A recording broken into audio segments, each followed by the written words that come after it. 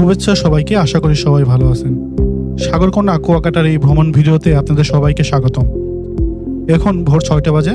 আমরা কুয়াকাটার zero point থেকে দুইটি বাইক ভাড়া করেছি, আর এই দুটি বাইকে চড়ে আজ আমরা কুয়াকাটার বিভিন্ন দর্শনীয় স্থান ঘুরে দেখব এবং আপনাদেরও সেই সুন্দর মুহূর্তগুলো দেখানোর চেষ্টা করব। চলুন শুরু করি আমাদের আজকের ভ্রমণ।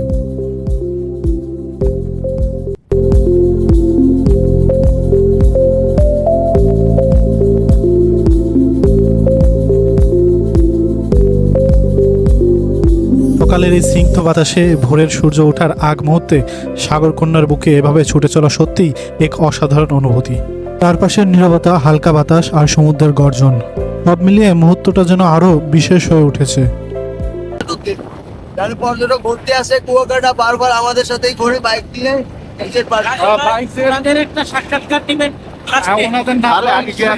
আমরা আছি তিনজন, আমাদের অফিস কলিগ সবাই। হুট করেই পরিকল্পনা করে চলে আসা কুয়াকাটাতে কোনো বড় ধরনের প্রস্তুতি নেই, শুধু একটু ঘোরার ইচ্ছা আর নতুন অভিজ্ঞতা নেওয়ার আনন্দ। এই হঠাৎ ভ্রমণের জন্য আমাদের কাছে সব থেকে সুন্দর হয়ে উঠেছে। অনেক মানুষের চেহারা আছে মায়াবী, মানে পরিচিত না হইলেও মনে হয় পরিচিত।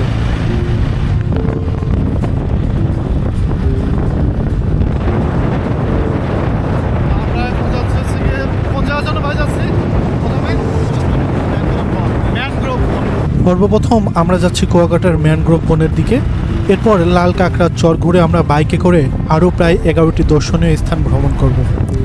পুরো পথটাই হবে সমুদ্রের পাশ দিয়ে, কখনো বালুচর, আবার কখনো সবুজে ঘেরা চারপাশ।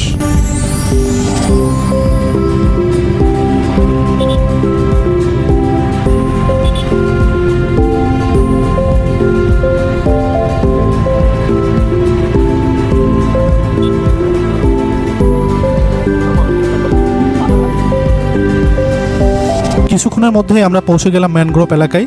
আসলে এটি পুরোপুরি জীবন্ত ম্যানগ্রোভ বন নয়, এখানে মূলত মৃতপ্রায় ম্যানগ্রোভ গাছের অবশিষ্ট অংশ দেখা যায়। সমুদ্রের স্বাভাবিক পরিবর্তন আর বালু জমে যাওয়ার কারণেই অনেক গাছ ধীরে ধীরে মারা যায়, আর তাদের শিকড়গুলোর উপরে বালির স্তর জমে গেছে। তবুও সমুদ্রের তীরে এমন ভিন্ন রকম দৃশ্য দেখতে সত্যিই চোখ জুড়িয়ে যায়। নীরব পরিবেশ, বালুচর আর গাছের শিকড় সব মিলিয়ে জায়গাটার মধ্যে এক ধরনের আলাদা সৌন্দর্য আছে।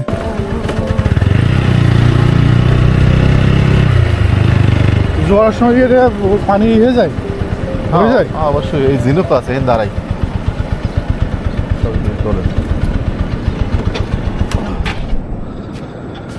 আমরা এখন চলে এসেছি ম্যানগ্রোভ বন, অর্থাৎ এটা হচ্ছে ম্যানগ্রোভ বন, কিন্তু এই গাছটা যা ছিল সব মরে গেছে। মর্নিং কুয়াকাটা। সাত সকালের সমুদ্রের নির্ভেজাল বাতাস, মেঘলা আকাশ আর চারপাশ জুড়ে থাকা এই অপরূপ প্রকৃতি সব মিলিয়ে এক অন্যরকম অনুভূতি। মনে হয় প্রকৃতির জন্য নিজের হাতে তার সৌন্দর্য মিলে ধরেছে। এই মুহূর্তের অনুভূতিটা আসলে এই ভাষায় ঠিকভাবে বোঝানো যায় না, শুধু অনুভব করা যায়।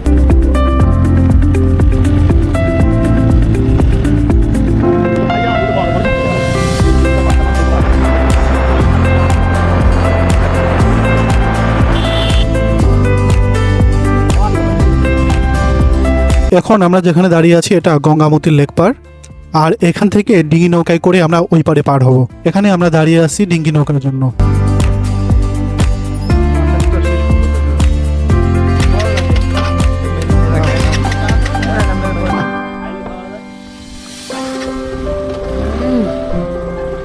ছোট্ট একটি খাল পার হয়ে সাগর পার ধরে আমাদের এবারের যাত্রা ঝাউবন এবং লাল কাঁকড়ার চর। চারপাশে সমুদ্রের গর্জন আর ঢেউ এসে বারবার তীরে আশ্রে পড়ছে। প্রকৃতির এই শব্দ আর দৃশ্য একসাথে মিলিয়ে তৈরি করেছে এক অসাধারণ পরিবেশ। সত্যিই মুহূর্তগুলো খুব উপভোগ করার মতো।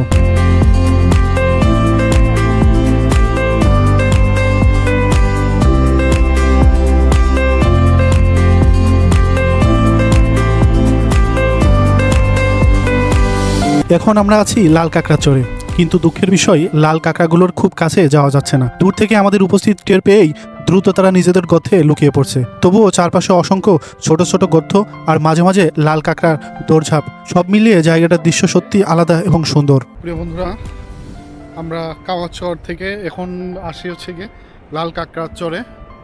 এই লাল কাঁকড়ার চরে কিছুক্ষণ ঘুরলাম, কিন্তু কাঁকড়া দেখা আসলে দুষ্কর। কাঁকড়া দেখতে পাওয়া যায় না। কাঁকড়া অনেক দূর থেকে এরা বুঝতে পারে যে হচ্ছে গিয়ে হয়তো কেউ আসছে, সাথে সাথেই এরা ডুব দেয় সেই এদের বাসস্থান যে গর্ত আছে এখানে।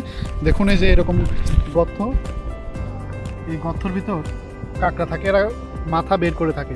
যখন কেউ আসে কিংবা দূরের থেকে এরা দেখতে পায় তখন হচ্ছে কি এরা এর ভিতর চলে যায়।